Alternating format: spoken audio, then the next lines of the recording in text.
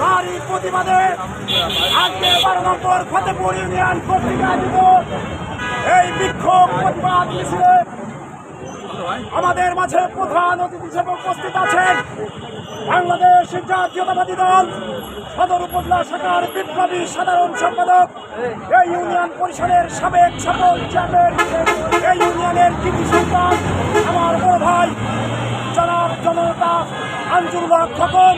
উপস্থিত আছেন বাংলাদেশ জাতীয়তাবাদী দল ফতেপুর ইউনিয়ন শাখার সুযোগ্য সভাপতি জনাব জাহাঙ্গীর বিশ্বাস, সাধারণ সম্পাদক সাবেক সকল চেয়ারম্যান বড় ভাই রবিউল ইসলাম, শ্রমিক দল সদর উপজেলা শাখার বিপ্লবী সভাপতি বড় ভাই হাফিজুর রহমান, স্বেচ্ছাসেবক দলের সংগ্রামী আহ্বায়ক শফিকুল ইসলাম সহ ইউনিয়ন বিএনপি অঙ্গ সহযোগী সংগঠনের বিভিন্ন পর্যায়ের নেতৃবৃন্দ, আপনাদের সকলকে আমার প্রান্তীয় সংগঠন বাংলাদেশ জাতীয়তাবাদী যুবদল যশোর জেলা শাখার পক্ষ থেকে, আমার প্রান্তীয় নেতা আলহাজ ওয়ালিদ ইসলাম অমিত ভাইয়ের পক্ষ থেকে আপনাদের সকলকে শুভেচ্ছা এবং অভিনন্দন জানাচ্ছি। বন্ধুরা,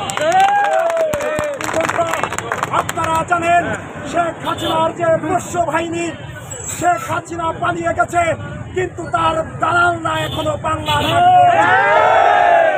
পরিকল্পিতভাবে বাংলাদেশকে একটি অস্থিতিশীল রাষ্ট্রে পরিণত করতে চায়। বন্ধুরা, স্পষ্টভাবে বলতে চাই, দেশ নেত্রী বেগম খালেদা জিয়া, শহীদ রাষ্ট্রপতি জিয়াউর রহমান এবং তারেক রহমানের সৈনিকরা যতদিন বাংলার মাটিতে বেঁচে আছে, কোনো পায়তারা করে লাভ হবে এবং তার দোসরদেরকে দাঁত ভাঙা জবাব দেওয়া হবে। আপনাদের সকলকে উপর আল্লাহর রহমত কামনা করে আমি আমার সংক্ষিপ্ত বক্তব্য শেষ করলাম। খুদা হাফেজ।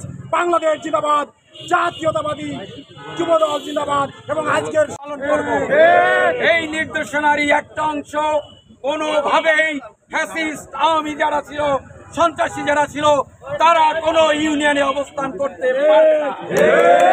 শান্তপ্রিয় আওয়ামী লীগ, তাদের নিয়ে আমাদের কোনো প্রশ্ন নাই, কিন্তু যারা সন্ত্রাস করেছে, যারা চাঁদাবাজি করেছে, দখলবাজি করেছে, যারা ফতেপুর ইউনিয়নকে অশান্ত করেছে, তাদের স্থানেই ফতেপুর ইউনিয়নে দায়িত্ব আজকে আপনারা যারা উপস্থিত আছেন তাদেরকে নিতে হবে।